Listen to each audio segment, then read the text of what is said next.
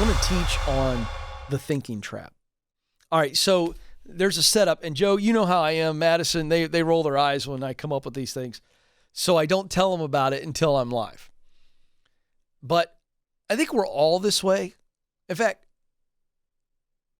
I think everybody in some way is like this, in that if you're in an area, you focus on a specific task every day or a subject matter.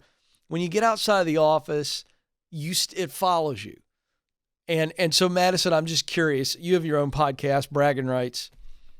When you're here at the office and you check the sports updates, do you get thoughts, oh, I want to add that to my podcast? I mean, you get ideas. Oh, yeah. Okay. I see tweets, Yeah. anything like that. People text me, come by my desk. Right. So this cracks my wife up because I'm like over the top this way. So I got to tell you, and Joe, you're going to laugh at me, but I am the most non-outdoorsy guy there is, other than sports. Like, I love playing sports. I love being outdoor playing sports and all that, but I'm not a hunter. I'm not a hiker. I'm just not that guy. And you're laughing. Like, they're laughing at me. I get it. Okay? Not Grizzly Adams. I'm okay. not Grizzly Adams. But for some unidentifiable reason, I love, like, Bear Grylls show. I love survival shows. I love outdoor hunting shows. I do. I don't know why. And just telling you folks, I watch these shows rarely, but at least one night a week when I just need a mental escape. Kids are asleep. I've done my dad duties. And before I go to bed, I need to get lost in something. So, Joe, I'm watching this new show on Amazon Prime called Mountain Men. And it focuses on 3 different guys. Okay? One guy's in Alaska. I'm talking like tundra Alaska, like way up. One guy's in the North Carolina hills, but you'd never know that it was the North Carolina hills unless you're from that area. I mean, it's remote. And then one guy's in Montana. All right, so 3 different dudes, and they're married. I think all 3, 2 of them are. Anyway, they live out there off the land. That's what they do. Like, they make everything themselves. They shoot it, cook it, the whole 9 yards. All right, there's the setup for the teaching. So I'm watching this last night. And the guy in Alaska, he's got a snowmobile that keeps breaking down on this poor guy. And he's got to fix it. It's 20 below, 30 below, 40 below. And he's got to collect all of his traps before it gets crazy dark. And so he's riding around, and if he doesn't get anything in these traps, he doesn't eat. So they've built this drama up, right? And I'm watching this. This guy, he's zipping around, nothing in this trap, nothing in this trap. I'm like, dadgum, this guy's got like 2 traps left. He comes up on the one trap, and there it is. Big, giant Arctic rabbit. I think it's an Arctic fur is what they call it, whatever. And this rabbit is in the trap. He's all excited. And so I'm not Mr. knowledgeable around traps and things. It's anyway, so he comes over and he looks at it, and this animal is in this trap. And I mean, this thing is frozen solid. I mean, it's a block of ice, this rabbit. Okay. And it's smack in the middle of the trap. Well, I watch him, they zoom in on the camera, and he presses something, and then that trap opens up, and he pulls the animal out, and then he resets it, and he shows us how he resets it. And I'm sitting there watching that, and I'm going, this is us. This is humans when we start thinking too much. It's a thinking trap. I get callers every day on the show that are like this poor rabbit, frozen solid on their career path. Now, let me explain this, how this happens. When we have a pretty good idea what direction we should take, we don't know everything, but we have a pretty good idea. The heart's telling us something, and we begin to get some confirmation, and then we see, okay, I've got to do this, or I've got to learn a little bit more here.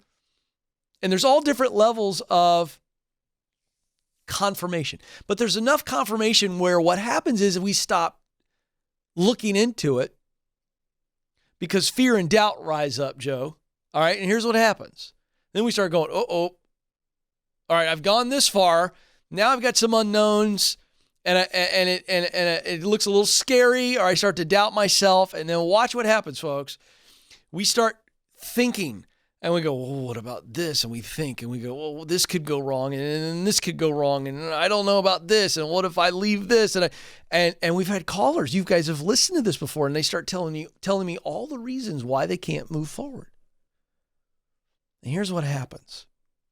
You start coming up with all the things that could go wrong, or you start identifying all the things you don't know. And it's like that rabbit got closer and closer to that trap. Nosing around, what's in the trap. And he gets a little closer, and that's us thinking a little bit more and going deeper down the hole. This could go wrong. I don't know about this. What will these people say? And we're thinking, and then boom, the trap closes on us. And we find enough evidence, or we're overwhelmed and the evidence collapses on us and we just go, and we can't move. And we're trapped. And your dream gets frozen like that poor fur. Now, you got to understand that a certain amount of thinking and processing is good. It's common sense. And that's why God gave us the brain, to be able to logically work through the scenarios. But here's the thing. When you decide to keep trying to find more evidence to support your fear or to support your doubt, you will find it. We know from neuroscience that what we think about is what we act upon. So when you start thinking about all the things you're afraid of and all the things that you doubt, you will find more evidence, and you get closer and closer to that trap. You get in there and then you're stuck.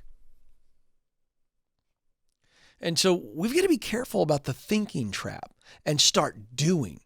Here's the word. Nathan, I didn't give you this for the lower third, and you don't have to put it in, but here's the takeaway. Some of us, many of us, are in a situation where we're doing all this deliberating, fancy word for thinking, because I got to have some alliteration, Joe. Stop deliberating and start doing. That's the message. Stop deliberating and start doing. How about this? Why don't you start doing and then deliberate as you do? There it is. Nathan's the best in the business. Stop deliberating and start doing. This is a thought for some of you. Write it down. Tweet it. Put it on Instagram. You better give me credit. Why don't you just start doing and deliberate as you do? And I think you're going to see more progress, but more importantly, you won't be in danger of the thinking trap. And how many times have we had callers call in and they're just stuck? Too much thinking.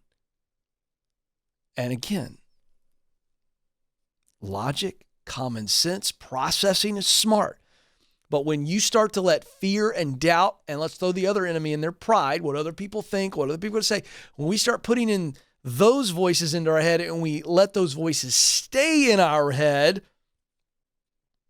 that's when the trap closes. So there you go. Joe, Lessons from Mountain Men. Which, by the way, you should watch that show. Do you like shows like that, Joe? Sure. That didn't seem very compelling. No, I do. It's just trying to find the time. Oh, yeah, because you're so busy. Oh, yeah. Yeah, I got 3 kids and 2 dogs, and 2 of them playing sports at school, and you can't find time? Nope, I'm Empty busy. nester? Nope.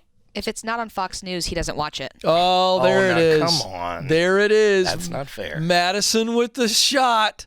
You two behave back there. Anyway, I'm telling you, I think you'd like the show. Nathan, do you like the outdoorsy shows? Yeah, okay. Maybe I'm the only one. I got to tell you, it's a fascinating show. These dudes, and I have mad respect for all of you outdoorsmen who can live out there off the land like that, because I struggle with anything less than 720 thread count sheets. That's just where I'm at. The ladies watching the show appreciate that. I would have actually liked the part where he fixed the snowmobile, because and his hands are numb, like he can't. This guy's got to fix it, or he's walking 10 miles. Yes. In snowshoes. Yeah, it's tough living. Nobody should live up there, by the way. I think God just did not intend humans to live in 40, 50, 60 below zero. It's just insanity. But spare me the hate mail from Alaska. I won't read it.